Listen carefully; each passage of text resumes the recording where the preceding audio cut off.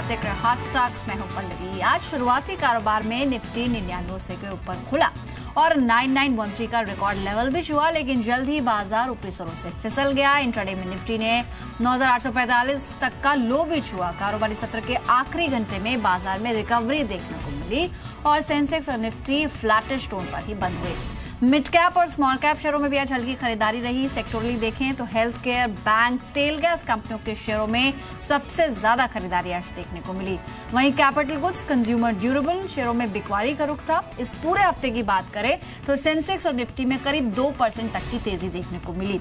वहीं इस हफ्ते निफ्टी पीएसयू बैंक इंडेक्स में सबसे ज्यादा बाइंग थी, 4% की तेजी के साथ इंडेक्स क्लोज हुआ। और वहीं आईटी इंडेक्स यानी कि टीसीएस और इन्फोसिस के नतीजे से ठीक पहले आईटी शेयरों में बाइंग मोमेंटम आया और आईटी इंडेक्स करीब 3% की बढ़त के साथ बंद हुआ।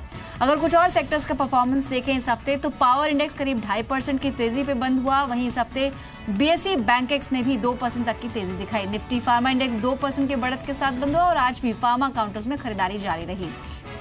अगर कैपिटल गुड्स की बात करें तो इंडेक्स में 2% तक की तेजी देखने को मिली। वहीं ऑटो मेटल्स की तरफ से भी परफॉर्मेंस अच्छा था, लेकिन थोड़ा सा प्रेशर एफएमसीजी और कंज्यूमर ड्यूरेबल्स में दिखा। बीएसई एफएमसीजी इंडेक्स करीब 1% और कंज्यूमर ड्यूरेबल फ्लैटिश टोन पर ही बंद हुआ।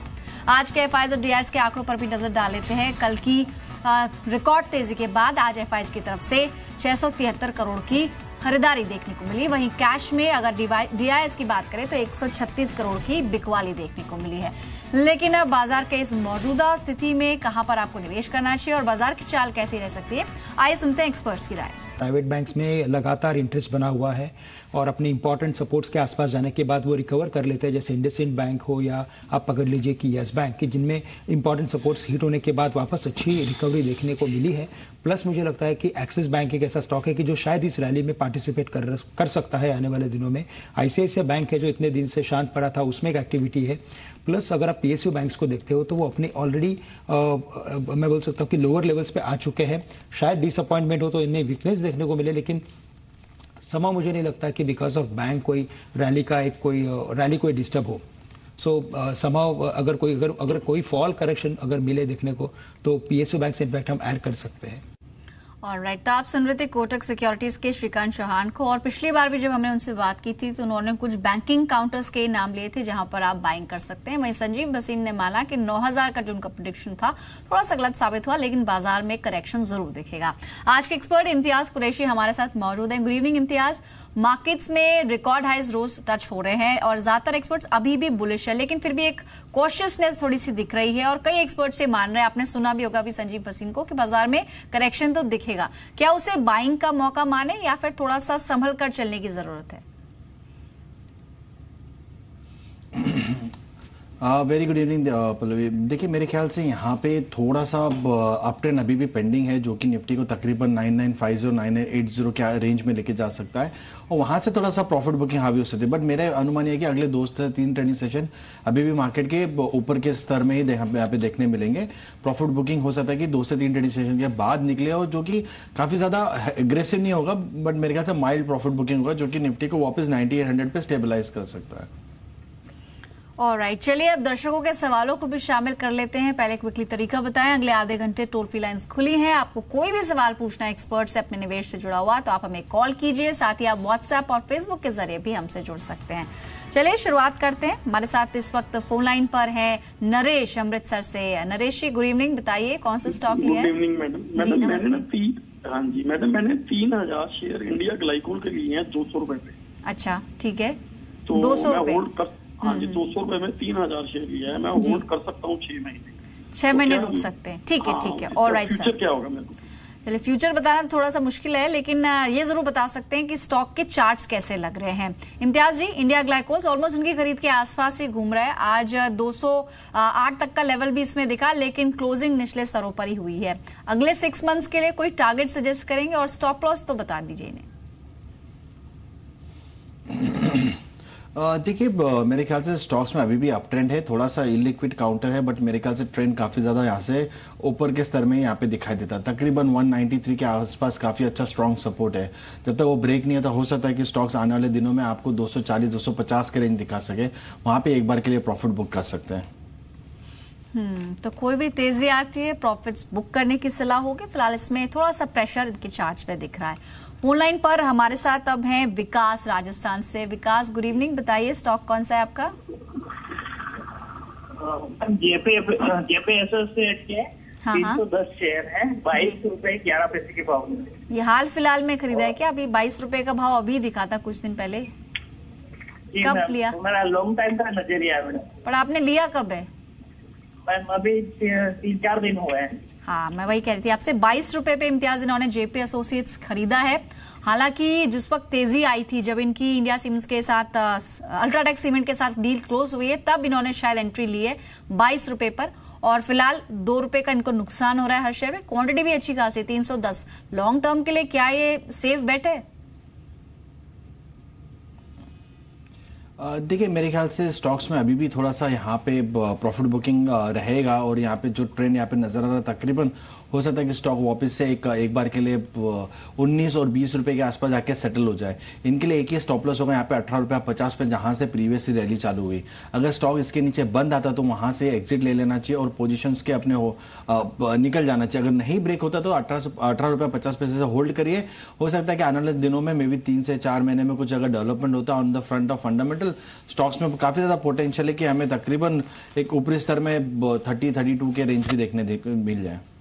हाँ, तो यहाँ पर अभी आपको होल्ड तो करना है लेकिन स्टॉप लॉस के साथ। 18 रुपए पे स्टॉप लॉस लगाइए और वो ब्रेक नहीं होगा तो फिर ऊपर की तरफ जा सकता है शेयर आपका।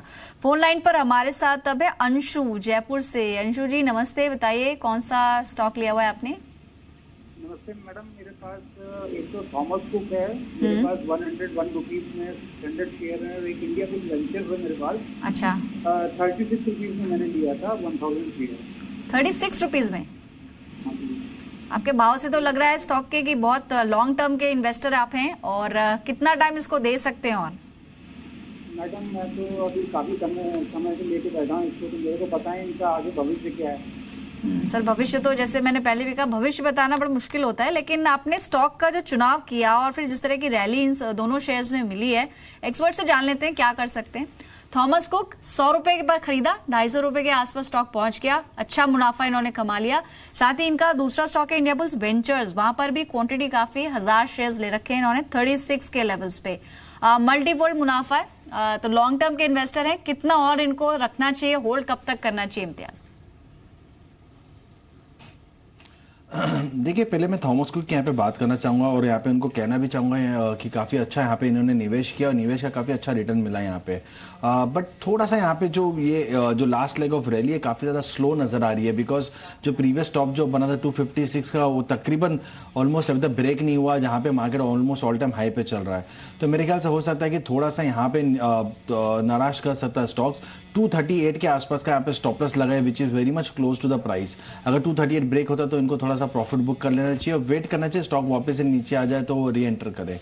लेकिन अगर 238 ब्रेक नहीं होता तो हो सकता है कि ऑल टाइम हाई ब्रेक करते और 290 से 310 यहाँ तक के ऊपर के रेंज आपको इमीडिएटली देखने मिल सकते हैं।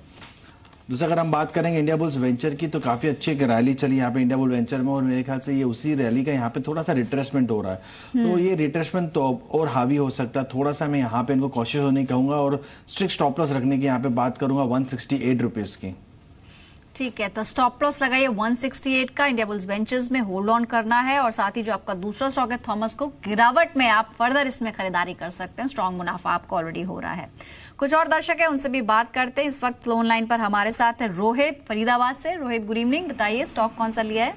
Good evening ma'am, UCO bank है मेरे पास @38 2000 नंबर। अच्छा, अपने कितने शेयर्स बताए, कितने क्वांटिटी? 2000 मैम। 2000 क्वांटिटी 38 के लेवल्स पे। And is it for long term? Yes ma'am, it's long term. Okay. In fact Imtiaz, इनकी खरीद से तो अभी 4 रुपए का नुकसान इनको हो रहा है, लेकिन लॉन्ग टर्म के लिए लिया है। तो बैंक पर हम सुन भी रहे थे कुछ एक्सपर्ट्स की राय। आप क्या अभी क्या व्यू होल्ड करते हैं? अभी भी मेरे ख्याल से स्टॉक्स में अगर थोड़ा सा यहाँ पे अगर हम मार्केट ऑसिलेटर के अगर ध्यान दें तो पॉजिटिवनेस अभी भी बना हुआ है। 33 रुपीज़ स्ट्रॉन्ग सपोर्ट और तकरीबन हम कह सकते हैं कि लास्ट 3 क्वार्टर का बॉटम 33 रुपीज़। तो जब तक वो ब्रेक नहीं होता मेरे ख्याल से कोई बिकवाली होते हुए नजर नहीं आएगी। और जैसे ही ये स्टॉक्स में मोमेंटम बिल्डअप होगा, हो सकता है स्टॉक्स आपको 47-48 के रेंज वहाँ पे दिखाई देवे, वहाँ पे प्रॉफिट बूस्ट सकते हैं। फिलहाल स्टॉप लॉस लगाइए 33 रुपीज़ का। तो यहाँ पर अभी स्टॉप लॉस लगाना है, होल्ड ऑन करना है। 45 से ऊपर के स्तर भी दिख सकते हैं यूको बैंक के अंदर। फोन लाइन पर अब हमारे साथ नितेश हैं। गुड इवनिंग नितेश, बताइए क्या जानना चाहते हैं आप? हेलो नितेश, बताइए कौन सा स्टॉक लिया है? जी मैम, मेरे पास MRF है 20 शेयर अराउंड 7,250 के रेट पे। ये आपकी खरीद जो है एवरेज करके आपने भाव बताया या फिर एक साथ आपने? हाँ, एवरेज भाव है ये, या फिर आपने 20 शेयर एक साथ लिए थे? ये एक साथ लिए थे मैम। अच्छा, चलिए पहले मतलब आज से 6-7 साल पहले की बात है। हाँ, वो तो भाव से ही लग रहा है कि आपने लॉन्ग टर्म का पेशेंस रखा और इसलिए 7,000 का स्टॉक 70,000 तक पहुंच गया। पहले तो आपको बहुत बहुत मुबारकबाद। ये बताइए कि कितना समय इसको और दे सकते हैं आप? मैम, मेरा जो टारगेट है वो तो अराउंड 1 लाख के आसपास है। बिल्कुल, मुझे यही लग रहा था। चलिए खैर, एक्सपर्ट से जान लेते हैं कि अब MRF में कितनी और क्षमता बाकी है, क्या किसी तरह की थकावट उनको चार्ट्स पे दिख रही है। इम्तियाज, MRF 7250 के लेवल्स की खरीदे और काफी टाइम से होल्ड कर रहे हैं। थोड़ा सा यहाँ पे चिंताजनक की बात है, बट अभी तक कोई कंफर्मेशन नहीं कि यहाँ से नेगेटिव ट्रेंड होगा, बिकॉज लास्ट मंथ में स्टॉक्स ने हाई लगाया था 74,147, वहाँ से काफ़ी वो कैंडल में अपर शेडो काफ़ी ज़्यादा बना है, तो वो कह सकते हैं कि प्रॉफिट बुकिंग हावी हुआ है। अब उस कैंडल का बॉटम है तकरीबन 65,600।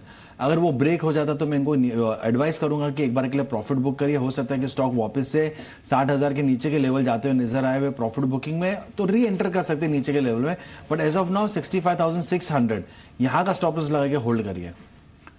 ठीक है, स्टॉप लॉस लगाइए लेकिन होल्ड ऑन करना है। फेसबुक के जरिए भी कुछ दर्शक जुड़ रहे हैं हमसे और इस वक्त राधिका ने क्वेश्चन पोस्ट किया अटलांटा पे। 234 शेयर्स इनके पास 112 के लेवल्स पे।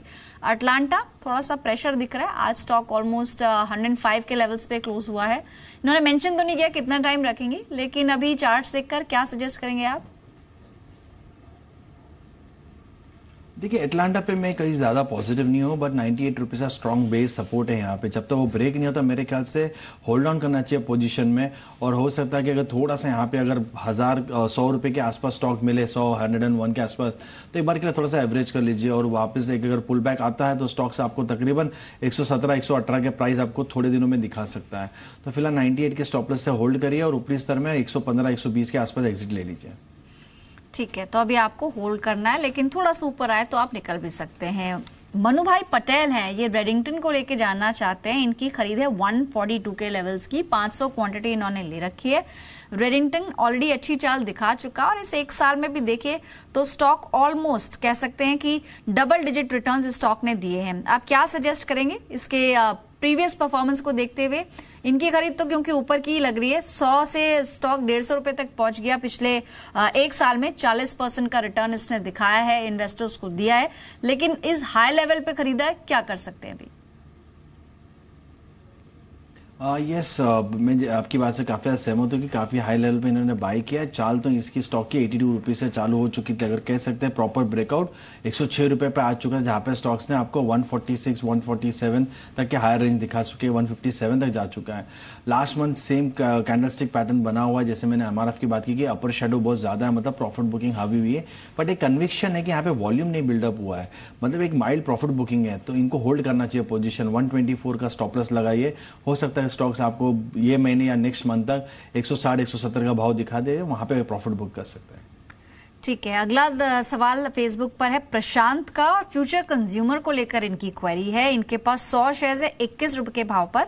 साथ ही निहिर शाह है, इनके पास बलरामपुर चीनी का स्टॉक है और 100 शेयर्स है 159 के लेवल्स पे लिया हुआ है। दोनों शेयर्स पे आपकी राय क्या होगी? फ्यूचर कंज्यूमर, ये तो लॉन्ग टर्म के इन्वेस्टर लग रहे हैं मुझे, ऑलरेडी भी इनको अच्छा खासा 10-11 रुपए का फायदा हो रहा है, लेकिन और कितना होल्ड करना चाहिए? और बलरामपुर चीनी, वहां पर क्या सजेशन होगा आपका? खरीद है उनकी 159 की।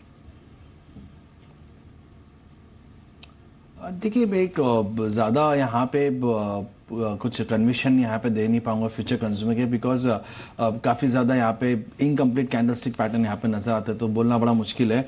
हाँ, बट लेकिन एक चीज़ यहाँ पे बलरामपुर चीनी के ऊपर मैं यहाँ पे कहना चाहूँगा यहाँ पे, बिकॉज स्टॉक्स काफ़ी ज़्यादा यहाँ पे मोमेंटम में रहता है, एफएनओ लिस्टेड स्टॉक है यहाँ पे, नो डाउट थोड़ा सा प्रॉफिट बुकिंग हुआ है लास्ट 1 मंथ में, बट अभी भी स्टॉक में कन्विक्शन है कि यहाँ पे ऊपरी स्तर में तकरीबन आपको 180-190 के रेंज आपको नेक्स्ट मंथ में दिखा सकता है। आप होल्ड करिए position with a stop loss of 143।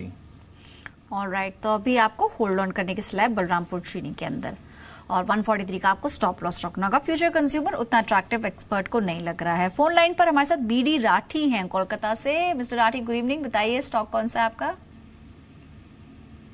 Rathi जी, सुन पा रहे हैं आप हमें? हाँ, सुन रहा हूँ, बोलिए। हाँ, नमस्ते सर, आप बताइए कौन सा स्टॉक ले रखा है? मेरे पास माइथन एलॉय है। हाँ, किस भाव पे? इसको ये मैंने 90 रुपीज में खरीदे थे। अच्छा, कॉस्ट है 90 रुपीज, मैंने इसमें बोनस खा लिया है। Okay okay. अब इसको रखे या बेच दें? चलिए, बहुत अच्छा मुनाफा आपको हो रहा है, पहले तो उसकी मुबारकबाद। इम्तियाज क्या सजेस्ट करेंगे? मैथेनोलाइज ऑलमोस्ट 90 की इनकी खरीद है। अगर हम सारे डिविडेंड्स बोनस भी मिला लें तो बहुत अच्छा सौदा इन्होंने पकड़ा और इनको फायदा भी उतना हो रहा है। क्या कर सकते हैं अभी? कुछ प्रॉफिट बुक कर लें 50% या पूरी तरह से एग्जिट कर लें? नहीं, मैं कहूँगा यहाँ पे थोड़ा सा प्रॉफिट बुक करिए 50% और बाकी 50% पे आप स्टॉप लॉस लगाइए 380 रुपये का। काफ़ी दूर है बिकॉज यहाँ पे मोमेंटम उसके अलावा और कुछ नज़र नहीं आ रहा है यहाँ पे। बिकॉज लास्ट 2 महीने के अगर बॉटम हम पकड़ेंगे तो तकरीबन वो बनता है यहाँ पे 395 और 382। तो 395 के स्टॉप लॉस से आप होल्ड नहीं कर सकते बिकॉज प्रीवियस बॉटम वॉज 382। तो 382 के स्टॉप लॉस से आप होल्ड करिए। अगर वो ब्रेक नहीं हो तो स्टॉक्स में और एक second round of higher side आपको देखने मिल सकता है जो कि स्टॉक्स को 550 से 600 रुपये तक के लेके जा सकता है। बट फिलहाल मार्केट ऑसिलेटर थोड़ा सा नेगेटिव दिखा रहा है, इसलिए मैं इनको कहूँगा 50% प्रॉफिट बुक कर लीजिए। ठीक है, तो आप 50% जो रकम है वो निकाल लीजिए, लेकिन जो बाकी की 50% रकम है उसमें 100 रुपए का स्टॉप लॉस यानी 380 पे स्टॉप लॉस लगाइए और होल्ड कीजिए, क्योंकि ऑलरेडी स्टॉक बहुत चल चुका है और पिछले 2 साल में भी देखें तो 300% तक का रिटर्न इसने अपने इन्वेस्टर्स को दिया है। चलिए, कुछ और दर्शक जुड़ रहे हैं फेसबुक से और राजेश का सवाल है एसीसी पर। एसीसी के इनफैक्ट नंबर्स भी आने वाले सोमवार को, उन पर भी नजर रहेगी। 40 क्वांटिटी है, 1500 के इनकी खरीद भाव है और फिलहाल देखें तो इनको फायदा हो रहा है। लेकिन पहले जरा नतीजों का जो अनुमान है उस पर नजर डाल लेते हैं। सोमवार को नतीजे आएंगे और अप्रैल टू जून क्वार्टर में जो सीमेंट वॉल्यूम्स हैं वो 10% तक रह सकते हैं, ये जी बिजनेस का अनुमान है। साथ ही मार्च के अंत में जिस तरह से कीमतों में रिविजन हुआ है उसका भी असर थोड़ा सा दिखेगा। रियलाइजेशन में 5.5% की बढ़त इस क्वार्टर में हो सकती है। कंपनी कैलेंडर ईयर फॉलो करती है, तो क्वार्टर 2 की हम बात करें, कंपनी का जो खर्च है उसमें बढ़त आ सकती है इस पर्टिकुलर क्वार्टर के अंदर, और अगर खर्च बढ़ेगा तो जो एबिटा है उस पर भी थोड़ा सा प्रेशर दिख सकता है। जो मार्जिन प्रोडक्ट है उनकी बिक्री बढ़ने से थोड़ा सा प्रेशर मार्जिन पे भी देखने को मिलेगा। एसीसी नतीजों से पहले 4% ऊपर, ऑलमोस्ट 4.5% की बढ़त के साथ 1755 पे क्लोज हुआ है और जहां तक राजेश का सवाल है वो 1500 पे खरीदा हुआ है। किस तरह का रिएक्शन दिख सकता है नतीजों का और आपको चार्ट्स कैसे लगते हैं एसीसी के? देखिए, मेरे ख्याल से काफ़ी बेहतरीन स्टॉक है और सबसे बेहतरीन रिटर्न दिया है ये हफ्ते में। 9% के यहाँ पे गेन मिला है ये वीक के अंदर। बने रहिए यहाँ पे, 1700 का स्टॉप लॉस लगा के आप होल्ड करिए पोजीशन को। अगर नतीजे आते हैं मेरे ख्याल से उसके बाद और एक पुल बैक देखने मिल सकता है जो कि स्टॉक्स को तकरीबन 1800 के करीब लेके जा सकता है। तो मेरे ख्याल से वहाँ पे इनको एक बार के लिए प्रॉफिट बुक करना चाहिए, बट फिलहाल अभी बने रहिए। ठीक है, नतीजों पर भी नजर रहेगी जी बिजनेस की और अनुमान कितना सटीक बैठता है ये भी देखना होगा। लेकिन एक और स्टॉक देख लीजिए, जुबिलेंट फूड। इम्तियाज, इसके भी नतीजे आने वाले हैं और बेस छोटा है इस बार क्वार्टर 1 में, इसके चलते जो नतीजे हैं उसमें थोड़ा इंप्रूवमेंट दिख सकता है। साथ ही अलग अलग सेगमेंट्स की हम बात करें तो नए ऑफर्स जो कंपनी लेकर आई है उसमें डोमिनोज की बिक्री में भी थोड़ा इंप्रूवमेंट आ सकता है इस क्वार्टर में। क्वार्टर 1 में कंपनी ने लगभग 15 नए स्टोर्स खुले हैं, तो उसका भी असर नंबर्स पे दिखेगा। कंपनी ने खर्च कम करने के लिए भी कुछ कदम उठाए हैं, तो एबिटा जो है ऑलमोस्ट 13% की स्ट्रेंथ दिखा सकता है। जहां तक स्टॉक की बात करें तो ऑलरेडी अपने 52 हफ्तों के ऊपरी स्तरों के आसपास ट्रेड करा है। 1170 के आसपास आज क्लोजिंग रही है और ऑलमोस्ट 5% के गेन्स यहां पर देखने को मिले, यानी दोनों ही स्टॉक्स लगभग अपने नतीजों से पहले पॉजिटिव स्ट्रेंथ दिखा रहे हैं। आपको कैसा लगता है जुबिलेंट फूड? देखिए, काफ़ी अच्छा यहाँ पे रैली चला। अगर हम कहेंगे यहाँ पे कि तकरीबन 817 से स्टॉक ऑलमोस्ट 1178 हो चुका है तकरीबन। हम कह सकते हैं कि with in 1.5 month of time frame फिलहाल बने, अगर जिनके पास पोजीशन बने रही है, बिकॉज एक बड़ा ब्रेकआउट हुआ है यहाँ पे 1130 का, जो कि कह सकते हैं कि लास्ट 4 मंथ के टॉप्स थे यहाँ पे ब्रेकआउट हुआ है। तो हो सकता है कि स्टॉक्स आपको 1300 प्लस के टारगेट यहाँ पे बनते हुए नजर आए। तो मेरे ख्याल से यहाँ पे जुबिलेंट फूड में अगर किसी के पास निवेश किया हुआ तो होल्ड करना चाहिए, और ऊपर में 1300 के ऊपर मेरे ख्याल से स्टॉक्स में पोटेंशियल ले जाने की, वहाँ पे प्रॉफिट बुक करने की सोच सकते हैं। ठीक है, तो यहाँ पर 1300 का स्तर भी दिख सकता है, सोमवार को नजर रहेगी। और साथ ही सोमवार के लिए 10 स्टॉक्स हम चुनकर लाते हैं आपके लिए, फंडामेंटल या फिर टेक्निकल आधार पर। लिस्ट जान लेते हैं। सबसे पहला नाम होगा मैक्स फाइनेंशियल का। इनफैक्ट जो मर्जर को लेके जिस तरह की खबरें आ रही है उसके चलते आज यहां पर अच्छी बाइंग दिखी है। HDFC लाइफ और मैक्स लाइफ के मर्जर पर बातचीत फिलहाल चल रही है। 17 जुलाई अहम दिन रहेगा क्योंकि HDFC लाइफ की बैठक है और इस बैठक में इस मर्जर को लेकर बात हो सकती है। 615 के लक्ष्य के लिए बाय कीजिए, 595 रुपए का स्टॉप लॉस लगाइए। इंट्राडे के लिहाज से ACC पर भी नजर रख सकते हैं। नतीजे आने वाले हैं सोमवार को और वॉल्यूम्स में यहां पर 10% तक की बढ़त दिख सकती है, जिसके चलते यहां पर 1780 तक का स्तर दिख सकता है। 1740 का स्टॉप लॉस आपको इस कॉल में रखना होगा। गेल एक और स्टॉक है जहां पर आज अच्छे वॉल्यूम्स के साथ तेजी दिखी है। 400 रुपए के लक्ष्य के लिए बाय कीजिए, 385 रुपए का स्टॉप लॉस लगाइए। फार्मा स्पेस में एक बार फिर से बाइंग दिख रही है। ग्लेनमार्क फार्मा, इस पर नजर बनाइए। फिच ने कंपनी का जो आउटलुक है उसे बढ़ा दिया है और स्टेबल कर दिया है, जबकि रेटिंग BB पर बरकरार रखी है। ग्लेनमार्क के लिए लक्ष्य होगा 705 का, 675 रुपए का स्टॉप लॉस लगाना होगा। MOSL, इसमें आप बाय कर सकते हैं। खबर यह है कि मोतीलाल ओसवाल ने अब रियल एस्टेट के अंदर भी एंट्री कर ली है। ATS के रियल्टी प्रोजेक्ट में कंपनी ने निवेश किया है। ATS ग्रैंड स्टैंड, ये जो प्रोजेक्ट है उसमें लगभग 120 करोड़ रुपए का निवेश कंपनी ने किया है। यहां पर इस खबर के चलते बाइंग दिख सकती है। सोमवार को 1140 के लिए बाय कीजिए, 1095 का स्टॉप लॉस लगाइए। इम्तियाज, इन 5 स्टॉक्स में से कोई स्टॉक अच्छा लग रहा है आपको? जी, मेरा ध्यान ग्लेनमार्क के ऊपर है। मैं काफ़ी ज़्यादा पॉजिटिव हूँ यहाँ पे फार्मास्यूटिकल सेक्टर के लिए, बिकॉज जितनी भी मार्केट में रैली है, ये फार्मास्यूटिकल स्टॉक्स में किसी में भी आउट परफॉर्मेंस नहीं है और मेरे ख्याल से यहाँ से अभी वॉल्यूम पिका हो रहा है, स्टॉक्स में मोमेंटम बिल्डअप हो रहा है। डेली चार्ट काफ़ी ज़्यादा पॉजिटिव है, तो मेरे ख्याल से हो सकता है कि ग्लेनमार्क में टारगेट अचीव होने चांसेस बहुत ज़्यादा है। इनफैक्ट फार्मा में से ही हमने कैडिला को चुना है इंट्राडे के लिहाज से, क्योंकि कंपनी को एक मंजूरी मिली है US FDA की तरफ। जाइडस की एक दवा है, उसके लिए आंशिक मंजूरी मिल गई है, जिसके चलते यहां पर बाइंग आज दिखी है। ऑलमोस्ट 13 रुपए की मजबूती के साथ स्टॉक क्लोज हुआ है 2.5% ऊपर। कैडिला में बाय कीजिए, 543 के लक्ष्य के लिए 525 का स्टॉप लॉस लगाइए। इसके अलावा इंट्राडे के लक्ष्य से आप कोटक महिंद्रा बैंक में भी बाय कर सकते हैं। गिरते बाजार में भी आज शेयर में स्ट्रेंथ दिखी है। 990 के लक्ष्य के लिए बाय कीजिए, 972 का स्टॉप लॉस लगाना होगा। मन्नापुरम एक और स्टॉक है जहां पर चार्ट्स काफी स्ट्रांग लग रहे हैं। जो डेली चार्ट्स हैं उसमें सभी एवरेजेस के ऊपर स्टॉक ने क्लोजिंग दी है। जुलाई वायदा के नंबर्स भी अगर देखें तो 15% तक ओपन इंटरेस्ट बढ़ा है। 105 के लक्ष्य के लिए बाय कीजिए, 100 रुपए का स्टॉप लॉस लगाइए। आज भी स्टॉक 3% की तेजी के साथ बंद हुआ। पॉलीप्लेक्स कॉर्पोरेशन एक और स्टॉक है जहां पर इंट्राडे में फायदा हो सकता है। लगातार दूसरे हफ्ते शेयर में तेजी देखने को मिली है। 2 महीने की गिरावट के बाद ये स्टॉक चढ़ा है। यहां पर बाय करने के लिए लक्ष्य होगा 480 का, 460 का स्टॉप लॉस आपको रखना होगा। आखिरी शेयर आज की लिस्ट में होगा मुंजाल शोवा का। आज सभी ऑटो एंसिलरी शेयरों में खरीदारी देखने को मिल रही थी। पिछले 5 सेशंस के अगर एवरेज डिलीवरी वॉल्यूम्स देखें तो 63% के आसपास है। 212 का लक्ष्य रखिए, 201 का स्टॉप लॉस लगाइए। इनमें से कोई थीम या कोई स्टॉक आपको अच्छा लगा इम्तियाज? मन्नापुरम फाइनेंस काफ़ी ज़्यादा एग्रेसिव है यहाँ पे, और खास करके आज इनके जो एक मोमेंटम जो आज बिल्डअप हुआ है यहाँ पे, पॉजिटिवनेस, वो पॉजिटिवनेस से इनके market oscillators divergence positive side हो चुके हैं। हो सकता है कि कल के क्षेत्र में 105, 106 के भी यहाँ पे ऊपरी स्तर देखने मिल जाए, तो पॉजिटिव हूँ मन्नापुरम फाइनेंस को लेके। मन्नापुरम फाइनेंस, यहाँ पर एक्सपर्ट को भी ये स्टॉक पसंद आ रहा है। इंट्राडे के साथ साथ पोजीशन कॉल भी यहाँ पे बनाई जा सकती है। हमें एक व्हाट्सएप पर मैसेज किया है मुस्कान ने, लखनऊ से। ABB को लेके जाना चाहते हैं। 45 शेयर्स हैं, ऑलमोस्ट 1500 की खरीदें इनकी 1498 के लेवल्स पे। कैसा लगता है स्टॉक आपको ABB? ज़्यादा पॉजिटिव नहीं हूँ मैं यहाँ पे, लेकिन इनके लिए एक सपोर्ट है यहाँ पे 1424 का। जब तक वो ब्रेक नहीं होता मेरे ख्याल से उनको पोजीशन होल्ड करना चाहिए। जैसे वो ब्रेक हो जाएगा तो वहाँ से एग्जिट लेना चाहिए, बिकॉज ये काफ़ी ज़्यादा स्ट्रांग बॉटम है यहाँ पे। बट मार्केट ऑसिलेटर्स काफ़ी ज़्यादा पॉजिटिव नहीं है, डाइवर्जेंस काफ़ी ज़्यादा नेगेटिव है, तो अगर कोई भी उछाल आता है उसमें एग्जिट करने की कोशिश करिए जितना दे सकता है। ठीक है, फोन लाइन पर हमारे साथ लाइव है अविनाश मुंबई से। गुड इवनिंग अविनाश, बताइए कौन सा स्टॉक लिया है आपने? जी, मेरे पास NHPC का है 500 शेयर का। कौन सा बताया आपने? NECC? NHPC जी। अच्छा, भाव क्या है NHPC में? 35 जी। ठीक है, और कितने टाइम से होल्ड कर रहे हैं? काफी टाइम हो गया, 2009 से वगैरह है। ठीक है, काफी समय हो गया, लेकिन उस हिसाब से मुनाफा इनको हुआ नहीं। 35 पे खरीदा था, 32 पे ये स्टॉक आज क्लोज हुआ है। इम्तियाज, क्या लग रहा है आपको? पावर स्टॉक्स में ये अंडर परफॉर्म कर रहा है, चार्ट्स कैसे लगते हैं आपको?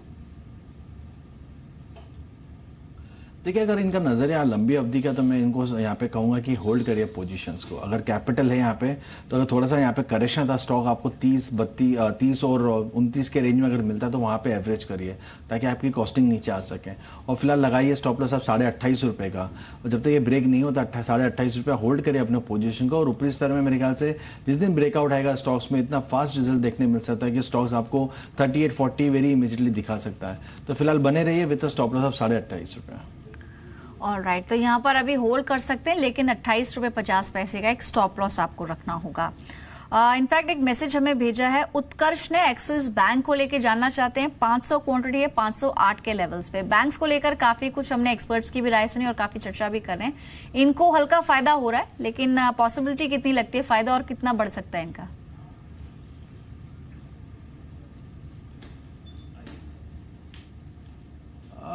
देखिए, एक्सिस बैंक में मेरे ख्याल से काफ़ी ज़्यादा यहाँ पे रुझान पॉजिटिव का ही है और अभी भी यहाँ पे पॉजिटिवनेस ही चलेगा। हम यहाँ पे देख रहे हैं कि जितने भी मार्केट पार्टिसिपेशन, जब भी मार्केट ऊपर जाता है मेरे ख्याल से ज़्यादा करके कंट्रीब्यूशन जो है बैंकिंग क्षेत्र से आ रहा है। तो मेरे ख्याल से इनको बने रहना चाहिए। नेक्स्ट मंथ RBI पॉलिसी है, काफ़ी ज़्यादा यहाँ पे एनालिस्ट लोग ने रेट कट की अपनी जाहिर की है। तो मेरे ख्याल से एक रेट कट हो सकता है कि आ जाए नेक्स्ट मंथ में, और तब तक ये मेरे ख्याल से स्टॉक्स आपको काफ़ी ज़्यादा एग्रेसिव दिख सकता है। मेरे ख्याल से ऑलमोस्ट 600, 600 के आंकड़े भी यहाँ पे छू सकता है।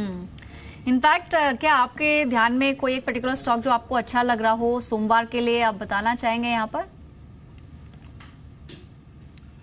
देखिए, मैं ज़्यादा पॉजिटिव हूँ ONGC को लेके यहाँ पे, बिकॉज काफ़ी एक बड़ी बिकवाली हमने देखी है लास्ट 2 से 3 डे सेशन में, और यहाँ से स्टॉक्स ओवरसोल्ड जोन में है, बाउंस बैक हो सकता है यहाँ पे, काफ़ी अच्छा देखने मिल जाए। तो ONGC में बाय किया जा सकता है विद स्टॉप लॉस और वेरी स्मॉल स्टॉप लॉस 157 के आसपास का, और ऊपरी स्तर में हो सकता है कि स्टॉक्स आपको एक अच्छा रिटर्न देवे 7 to 8 रुपीज़, जो कि टारगेट है तकरीबन 167, 180 तक, 167, 170 तक। ऑलराइट, तो 167, 170 के लक्ष्य के लिए आप ONGC को बाय कीजिए, लेकिन सोमवार के लिए स्टॉप लॉस रखना होगा 157 का। शुक्रिया इम्तियाज, आपने समय निकाला और बातचीत की। कोई डिस्क्लोजर जाते जाते? Thank you very much. लेकिन जिन स्टॉक्स पे हमने यहाँ पे बात की है, पर्सनली कोई इसमें निवेश नहीं है। ऑलराइट, तो चलिए, हैव अ गुड वीकेंड। फिलहाल हॉट स्टॉक्स से बस इतना ही। सोमवार को फिर आएंगे और बताएंगे दिन भर का हाल, साथ ही होंगे टॉप 10 स्टॉक्स। नमस्कार।